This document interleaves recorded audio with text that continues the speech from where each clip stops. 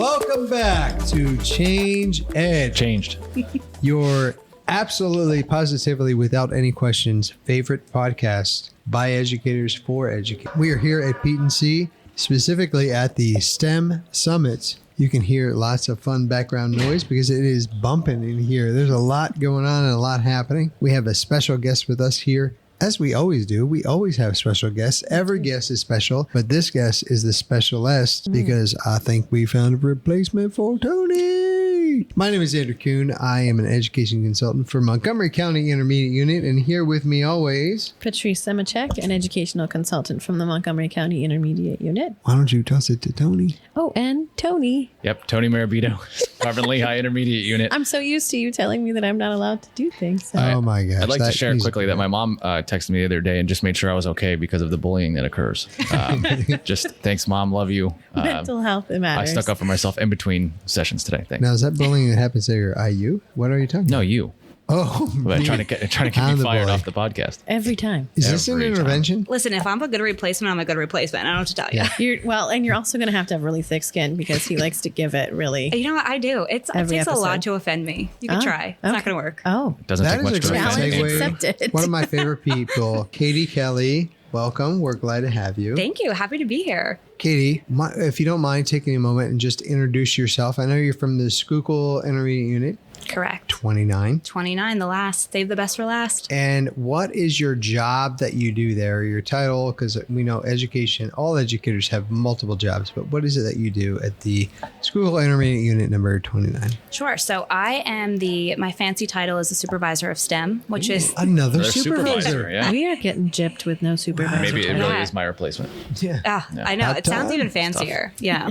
So just a fancy way to say STEM educational consultant. But at IU29, we're pretty small. So I am the only one. So I do the computer science, the environmental ed, the steels, maker spaces, anything science or STEM related is me, which is a lot, but it's also really fun because I like every aspect of science. So I would hate to give one of the pieces up. So I like that I get to dabble. Previous to this, I was a middle school science teacher. So my background is science. So I'm pretty happy with doing it all. Maybe you're overqualified to be a podcast host, I think. Ooh. Well, it sounds Maybe- like she probably doesn't have enough time either. With that's all the probably fair. initiatives. I don't know. I feel like I could squeeze it in. Well, Okay, she's there busy we go. supervising I don't know herself. why I'm fighting for this. Down. It'd be nice to have another feminine voice on here once in a while. Yeah. We Bring can it. switch in and out. All right, deal. We toggle on and off. Yeah. Deal. Can we practice you saying changed after I say change ed? Change ed. Changed. Oh my Oh. gosh. She even does that better than me. Nailed it. Solid. All right, Katie. So, like I mentioned, we're here at the STEM Summit at PET&C, and you actually gave a presentation. Your presentation was called Sphero Savvy, Rolling Through Learning. And I wonder if you could tell us more about that. Like, is there a play on words there? Are we we're actually rolling through learning, or is that the Sphero that's rolling? Is it rolling over? What's happening? Sure. You may or may not know this, but title brought to you by ChatGPT. Oh. So we went on. AI drop there? Yeah, No we free wanted ads. we wanted a cool title, instead of just like cross-curricular spheros. We went to ChatGPT, so it is a little play on words. We want to roll through learning, meaning lots of kids are learning. We're moving forward with education, but also spheros literally roll. So, yeah, so it was with spheros, which are the spherical robots that are out there, an educational product. They come with a free app, and we use those to teach computer science and other content area topics. So I love that you went cross-curricular there because I hate when I bring up in certain trainings with Sphero, well, I'm a ELA teacher, so I don't teach STEM, or I'm a math teacher, so I don't teach STEM. Well, so what do you say to those teachers, and how does Sphero kind of cross all boundaries? Sure. So I think educational technologies is just a way for students to learn their real life skills. So if you have an ELA class or a math class or social studies, there are still skills that students need in those classes that they need in life in general. So the more ways that we can get these robotics or computer science topics or STEM topics into the classrooms, the better. So if you are an ELA teacher and you're doing sequencing of stories, well, when I code, I have to put my code in a specific sequence or it doesn't work. So it's just a way to reiterate what you want your students to know already in a way that creates deeper thinking and also bridges them to other content areas as well. These are really fun, dare I call it, like a backdoor learning that you're getting into you're getting back to content area, but you're going through a a different way. And really, when we think about it, a lot of times with marketing, with messaging, you need to get your word out there 5-6 different times in 5-6 different ways before it actually settles in, whatever that message is. What I love about this is you're actually doing the same thing, right? You're reinforcing that learning, but coming at it from a different direction. So it's not like, oh, here we go again, same thing. You're doing something different to engage learners and get them excited, and then reinforcing the learning. Yeah, I think siloed learning and siloed content areas doesn't benefit anyone. It doesn't benefit our kids. It doesn't benefit, honestly, our teachers either, because it gets monotonous.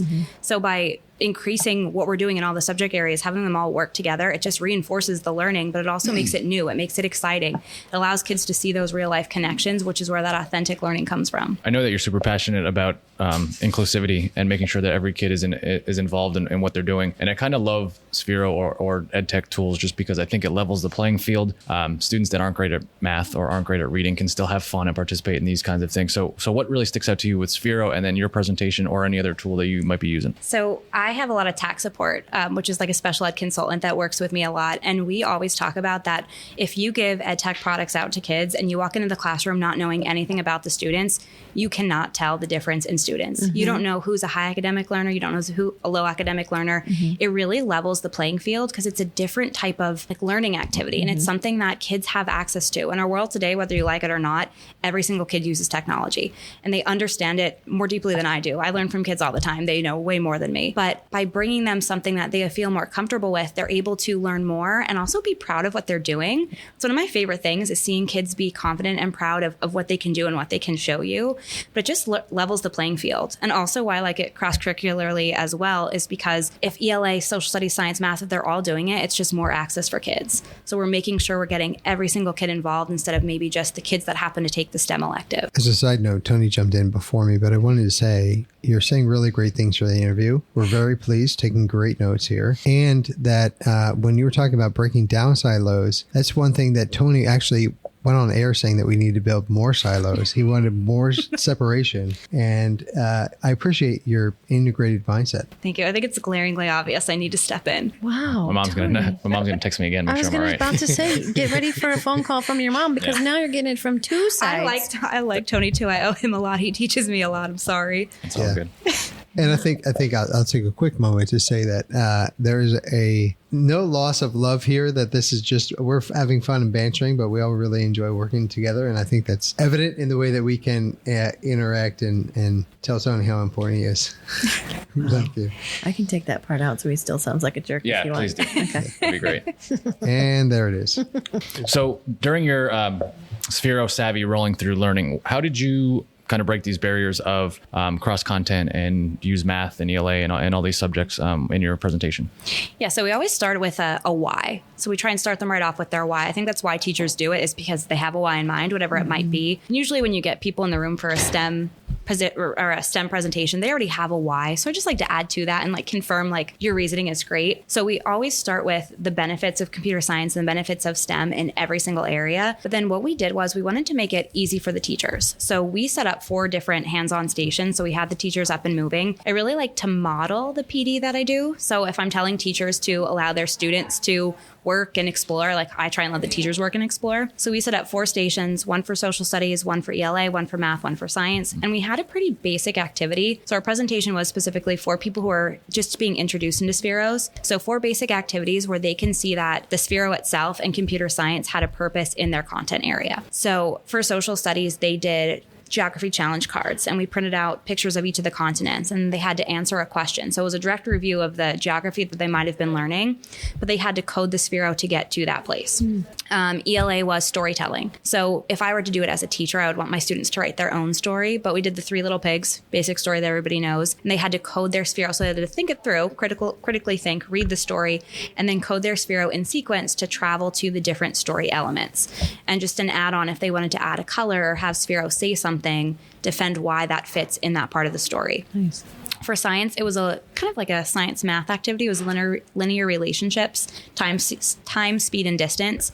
So basically, they would have Sphero travel a certain amount of time and then see how that would change the distance that it traveled. And then if they adjusted the speed, they would see how that then changed that the distance that it traveled to within that same time frame. And then math was area and perimeter.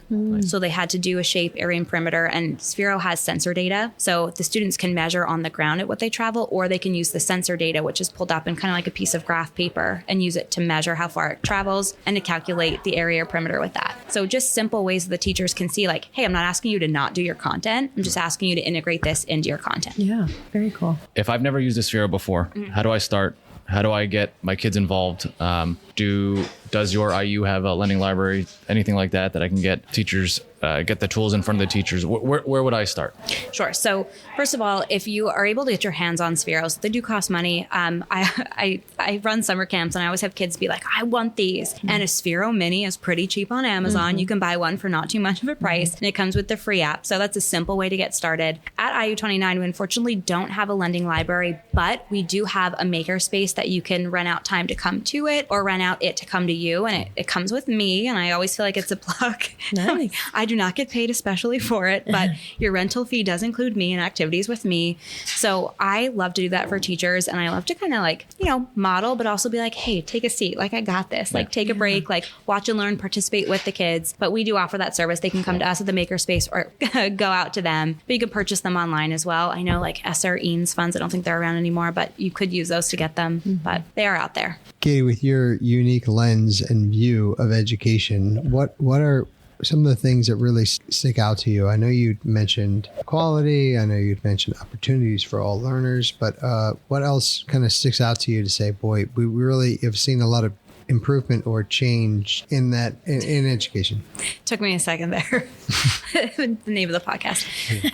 So we did there. So I could just tell you, and I think we still have a lot of room to grow, but I think we're working towards the growth of just science education in general. So I taught sixth grade, and it was in an elementary school at a really small district. And to no fault of their own, science wasn't being done a lot in the younger grades. And I know we also have elementary teachers that don't have big science backgrounds. Again, not their fault. So just seeing that we're now in a space where we're trying to change that is one of my favorite things. Science education is my thing. And I think every single student can benefit from it, whether they're going to be in a STEM career or science career or not. So something as simple as like being able to find evidence within a claim that you're reading, like that's a life skill. We want to be able to look at a website and find the evidence to believe what we're reading on there. So I think just science education becoming more of a thing is really great. Yeah. I really appreciate you saying that. And with that is, I think there's this amazing educational tool that we have in the 3 dimensions of learning. So when you were talking about that, I was like, oh, you're talking about, like cross-cutting concepts. We can all look at the same thing and say, okay, science isn't my thing, but I get patterns, or I know how to, compare and contrast. Those are skills that we can do. And so by all working towards the same goal, which is not science content, it's, these life skills that you had mentioned. I really appreciate that. It's very empowering. Yeah, that's when I get the most reaction to. If I present to a group of like elementary teachers that might be very like ELA or math background, when I say those things like patterns, cause and effect, using evidence to support reasoning, like that's when they light up and they shake their head and like, yeah, like we do that. And I try and make those connections because again, a lot of times it's thought of as siloed. Yeah. So not only are they seeing the connection, like I can do this in my classroom, but I hope they're seeing the connection of life. Like science is important for life, not just for like the biology keystone. Well, we can't talk science without steels, right? So glad you're here. What's your take and what have you seen when training? Because I know you trained a bunch of teachers in your region. What's your take on the steels training? How are teachers receiving it?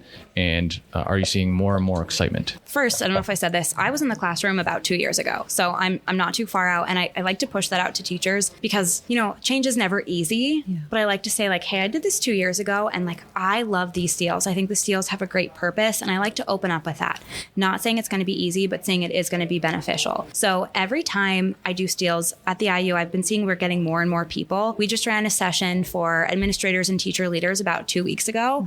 And I was blown away by the excitement of the teachers. Cool. Like I was like, oh my gosh, like it was a day and a half long. PD can be tiring. You're not sitting all day. They're up and moving, but it's a long 2 days, Yeah. and they were so excited. So I feel like, especially when they explore, the session had a lot of like teachers and admin exploring what the new teaching style is going to look like, those instructional shifts. So I think the more they explore it and see it, it's hard to deny that it's going to be exciting to do with our kids, to see different kids shine in different areas and different skill sets.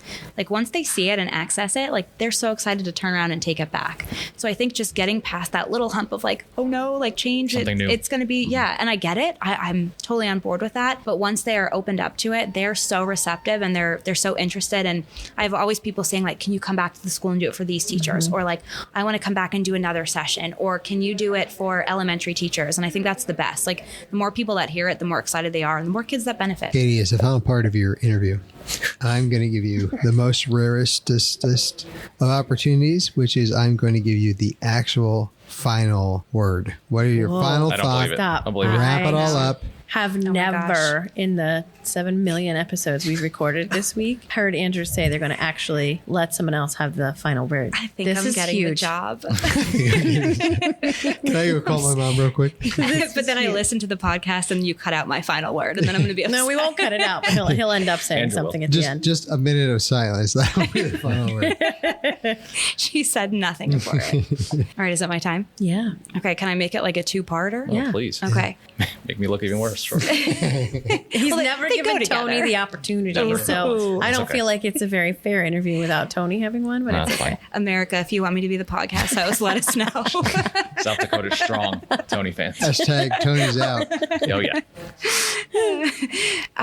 Okay, so my pitch would be out to administrators and to teachers and just say, don't be afraid to try something new. We do not have to be the experts. And I think sometimes as educators, we feel we do. I can't do this new teaching style if I'm not super versed on the biology behind it, or I can't do this robotic product if I haven't, done 100 different lessons and learning lessons. And I think we just need to model that learning process for our kids and be afraid to learn something new, show that we made a mistake, and show how to fail forward. Fail forward was one of my favorite phrases. So you do something wrong, it didn't work out, but you move forward and you learn from your mistakes. I always say to kids, if we were born knowing everything, we would never learn anything. And how sad of a world would it be if we never got to learn something new? We learned because we didn't know and we did it wrong the first time. So don't be afraid to try something new and don't be afraid to fail and then move forward from it. Katie, mic drop. It's okay. Thank you for coming in today. Did you have the last word? I didn't. I knew it. We'll call you. Don't call us. It's not looking good. On behalf of the entire Change Ed team, Tony would like to take us out. Go ahead, T-Dog. Do you want to see what I wrote down as my words? Can you read that? Help every student shine. If that's what you've been working on the last half hour, Well, I also drew a picture over here. You didn't tell me about that. I would say fail forward and don't be afraid to make mistakes.